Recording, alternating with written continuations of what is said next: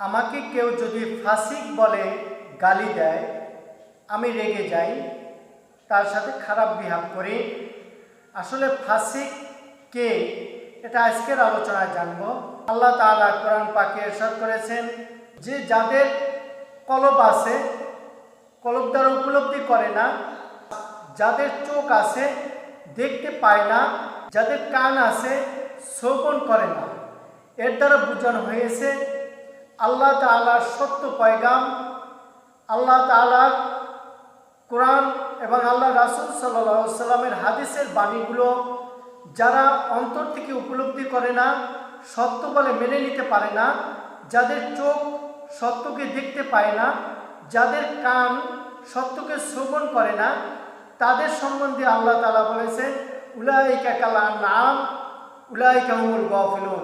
তারা চতুষ্পদ জন্তুর চেয়েও নিকৃষ্ট, মূলত তারাই গাফেল।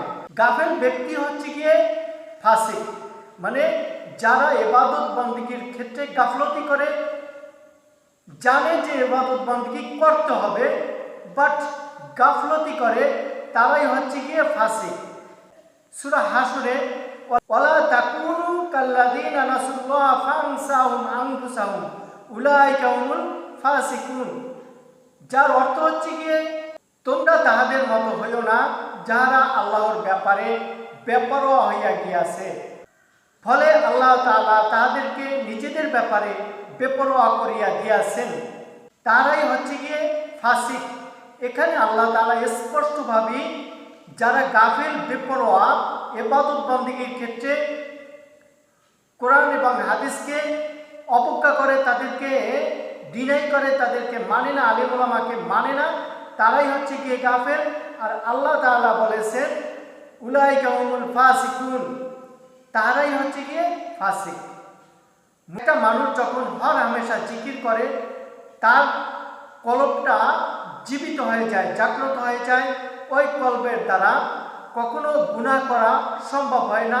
ভুলের ত্রুটিতে গুনাহ হয়েও যায়, তাহলেও সে তাৎক্ষণিক ইস্তিগফার করে, তওবা করে আল্লাহ তাআলার কাছে ক্ষমা চায়, অথবা আল্লাহ তাআলা তাকে মাফ করে দেয়।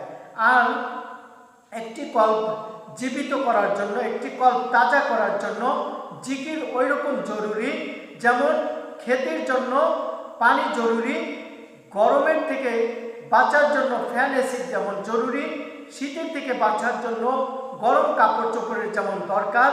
একটি কলবকে ইবাদত বন্দেগীর ক্ষেত্রে অগ্রসর করতে হলে এই জবানের সর্বপ্রথম আপনাকে জিকির জারি করতে হবে।